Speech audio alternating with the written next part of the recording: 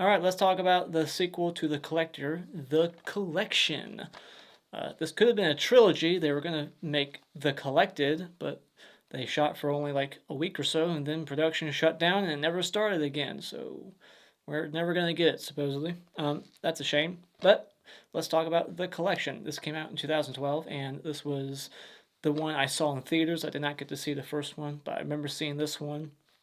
And this one picks up shortly after where part one left off, within probably like a few weeks, a month or so later, not too long later, but it's about a group of mercenaries, a search and rescue team going to the collector's hideout to rescue Elena, and they use Arkin from part one, who has escaped, and they blackmail him and make him help out. This one was also written and directed by Marcus Dunstan and Patrick Melton from the Saw series, and this one has the same editor of the Saw series, Kevin Greutert, who directed Saw 6, and it has the same composer, Charlie Clouser. So, what do I like about this one? I like that it continues where part 1 left off. We got the return of Arkin, so we got some story, character continuity, and Arkin is just as badass, if not more tough, than he's ever been. I mean, he gets hurt even more in this one, and he hardly flinches. I like the new setting in this one, that it takes place at the killer's home instead of stranger's home. Someone who's being victimized, like in part 1, it's at the killer's house this time, where he knows the layout very well and has all kinds of elaborate traps set up everywhere with some cool set pieces here and there. And I do kind of like the simple search and rescue plot, very Hatchet 3 in a way, where someone who survived the previous movie is being forced back into that hellhole. And, you got the group of mercenaries, the supposed badasses who are going to take out the villain but just get wiped out almost instantly. You couldn't really do the same thing as part 1 again exactly, with breaking into a house and the killer's breaking into it also. So I feel like this is the direction they had to go, and I'm okay with it. You get a much quicker setup in this one with the characters and the story, Elena and her friends, and then they end up not really being important characters at all. And then you get a much bigger open at the club where everyone just gets demolished. This movie looks much better than part 1. The transfer, it doesn't have that grain. It's much more HD. I like this look much better. It doesn't look like a Saw sequel, so I'll give it that. And I like that this one has a kick-ass, fantastic fist pump ending, one of my favorite endings of all time. It's like, finally, a movie that had the balls to do this rather than the traditional horror ending. Getting into what I don't like about this movie is they completely drop the whole loan shark subplot of part 1. That was the whole motivation and reason why he was put into that situation in part 1, and now it's like it never was there at all. Like, it's never talked about. They don't show the loan sharks. The ex-wife, is okay in this one. They don't even bring back the daughter. I don't even remember them talking about the daughter. Did they ever have one in this one? Did that character no longer exist? So that just really bugged me. That's bad continuity there. Another issue continuity-wise is a little nitpick, but it kind of reminds me of Friday the 13th Part 2 to 3, like how Jason's looks kind of change. The killer in this one has a full head of hair. In part 1, he was completely bald. So it's like the reverse of Jason in 2 and 3, going from full head of hair to bald. And this series, it's bald to full head of hair within a short period of time. This movie can't take place much longer after part 1. It's within weeks. So I just don't understand why they did that. Like, that's a simple thing to fix. Just shave his head. I also didn't care for the mindless zombie-like victims kept as pets in the basement. I just felt like that was the movie trying a little too hard to make it extra crazy. It was just not necessary. I wish that just could have been taken out. Like, why is he keeping all these people in the basement? I thought he was all about traps and shit like that. Now he's got all these human pets in his basement, and I just I don't care for that. The rescue team in this movie is nothing but cannon fodder, and they have zero character development. I mean, zero. Do they even speak? Like, they could have at least given these characters some fun, quirky dialogue to make them interesting. You know, give them a little bit of a personality rather than just make them paper thin. You know, we think we're so tough. We got guns. We work out. Like, we're going to go in there and kick this guy's ass. Like, they have nothing to say or do but get killed. And there was just a few moments of noticeable CGI, like blood and some CGI effects in the film that were pretty noticeable. That kind of took me out of the moment. And even the character of Elena, the main protagonist alongside Arkin, she's just not as interesting or cool as Arkin. She has a very quick setup with, you know, what happened to her dad, Shooter McGavin. And it's like, all right, she has a hearing aid, and that kind of plays into the story a tad at one moment. It makes this one girl freak out. But it's like, I don't really care about her. Like, she's not fleshed out enough. I don't want her to die, but I'm not going to be too upset if she does. So final thoughts. This sequel kind of takes the Aliens approach where they inject more action, more guns, more, you know, stunts, and more money to the budget. It tries to make it bigger and badder than the original, but I just think it tries a little too hard, and they should have just scaled it down some and make it more smart and simple like the original. It's also less stylized, but it's still a fun watch. So if you like gore and big body counts, you know, people getting knocked off one by one in gruesome ways, it's still worth checking out. And also, Josh Stewart is just amazing in this. So when it comes to the collection, I'll give it 3.5 out of 5. All right, time for a spoiler discussion. So in the opening, we get this montage of news reports and, you know, kind of a quick recap of part 1.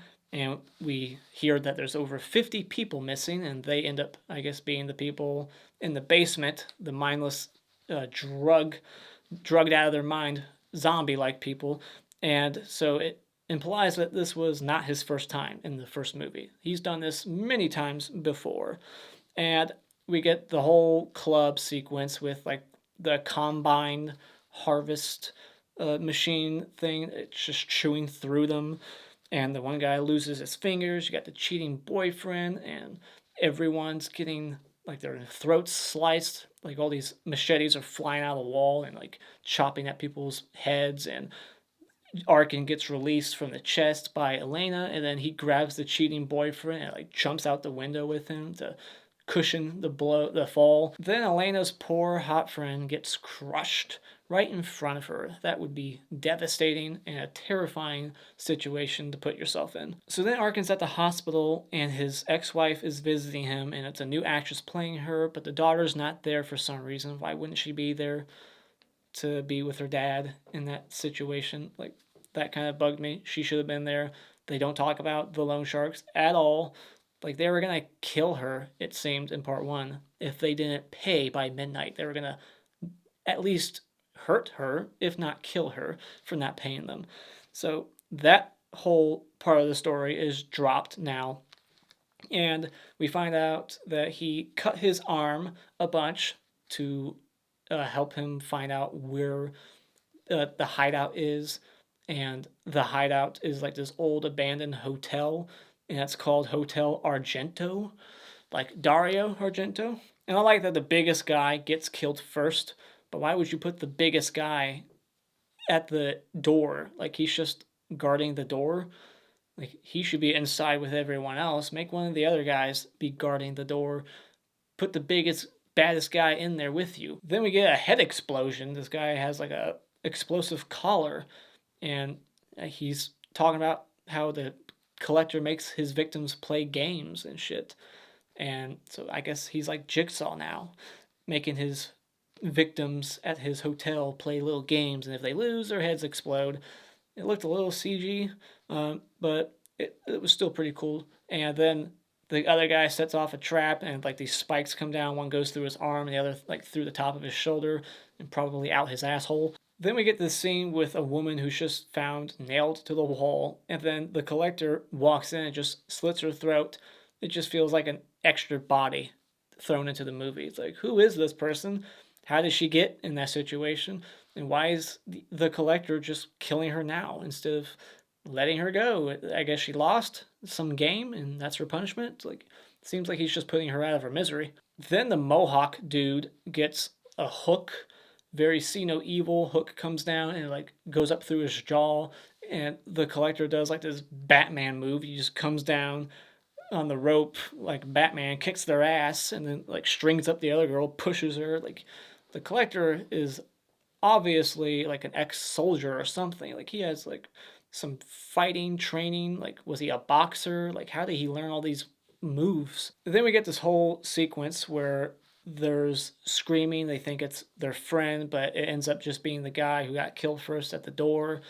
And there's all these mannequins, very maniac like, with blood going down their scalps, that are like rigged to blow.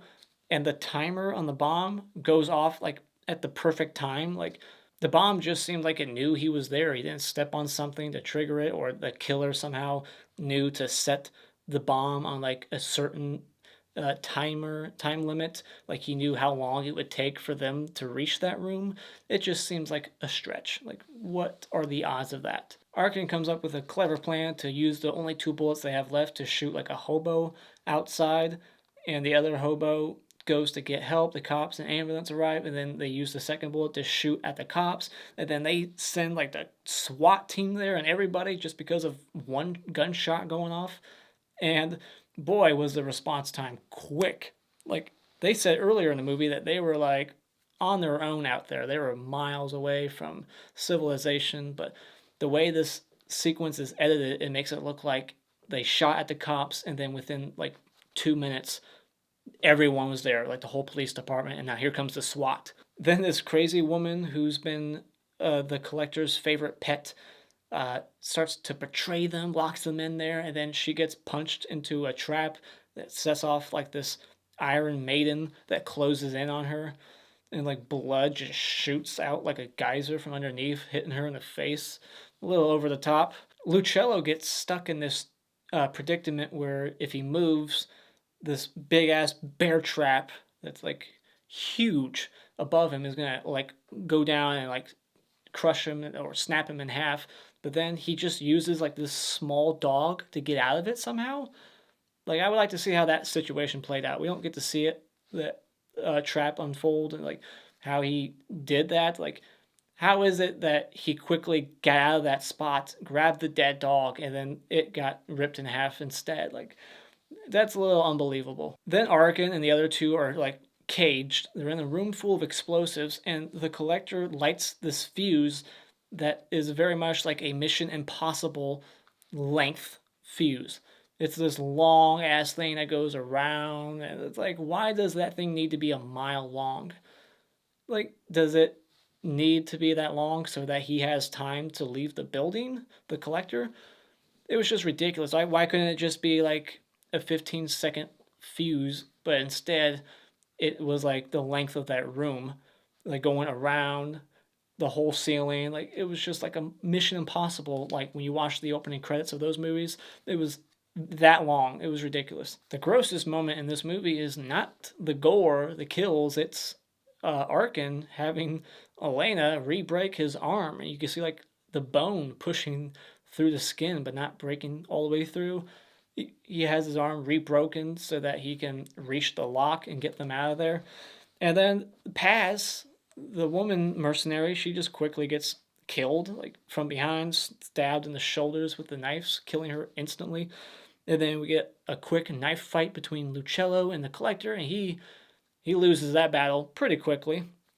But then Arkin fights the collector with a broken arm and no weapon, and wins that fight because he's a badass. And when the collector stabs him in the cheek, he doesn't even flinch. Like out through the cheek, out the other, he just goes like, get that shit out of here. Like it doesn't faze him at all. He just keeps fighting with his one arm that's not broken, and then throws his ass down like the the laundry chute thing.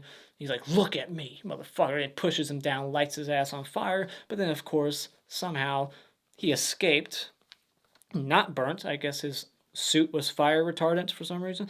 And then, so you think that's the end of the movie, like, oh, the killer escaped. Typical, horror cliche. That's how they always end. He's still out there. But then we get this extra scene where he tracks down the killer. Arkin is at the collector's house and then says, I'm going to do everything you did to me. Like, killing you would be too easy. And he just hits him in the face with the gun, slams the chest down on his hand like he did to him at the end of part 1. And it's implied that he's going to get his revenge. It just kind of ends there. We don't see him torture him and get his revenge. But I like to think that he did. If we did get the collected, he probably would not. So I'm kind of glad we didn't get the sequel, because this ending, as it is perfect, thinking that he got the killer and tortured his ass. But if we got the third movie, that would not have happened, probably. What are your thoughts on the collection? Do you think it's better than the original, or it's worse, or you just think it's okay? Let me know in the comments below. And as always, if you like what you've seen here, you can hit this like button and become a subscriber today just by clicking on my cartoon face in about 5 seconds. And remember, it's all an opinion. You don't need to get butthurt about it.